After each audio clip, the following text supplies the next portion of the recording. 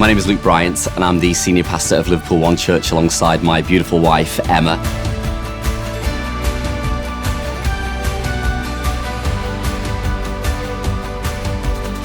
We didn't really set out to be church planters. That wasn't the trajectory that our life was on. I was in the cops, I was a police officer.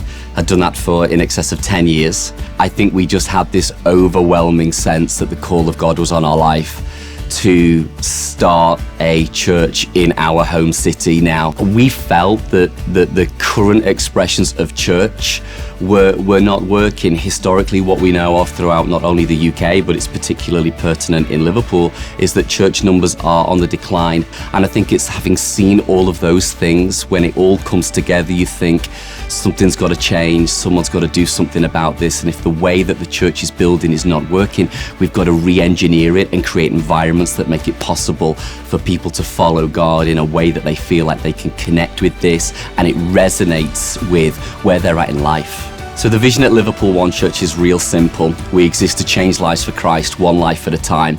And we're going to do that by creating an environment that makes it easy for people to follow God. Now, a few years in, nearly 10 years in, we have an expression of church that feels as though we're making a difference in the city, and it's become a real centre of being a life-giving hub in the city of Liverpool. I know that ARC has a strapline that talks about just don't do it alone, and I think that that's something that we can resonate with. I think that they're perhaps not in the most ideal of situations, but we planted a church not knowing anybody.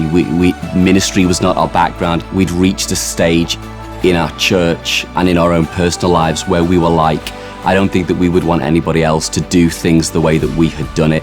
I think as well, what we really realized was that relationally, our life was void of having fathers speak into our world. We'd come through a crazy season, which even as I think about it now, like one of the best things that have come out of that season has been ARC. You know, my wife had been diagnosed with cancer, and we'd done like this season where we were in chemo wards and our church was growing like crazy. Sundays come in, you've always got to have a message, and it just felt like we're in the most broken state of our world and there wasn't anybody. And I think that made us come out of that season, and it made us say, I would not want anybody else to do that with that level of pressure and trying to juggle the plates and keep a healthy growing church healthy when on one hand that's great, but on the opposing hand it's like your world is kind of falling apart.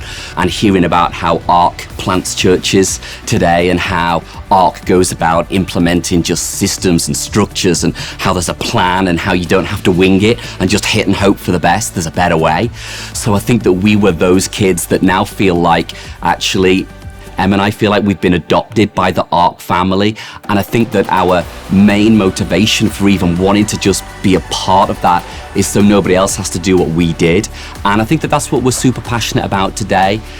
We want to see life-giving churches planted all around Great Britain, all around Europe, and I think that ARC is the best way to go about doing it.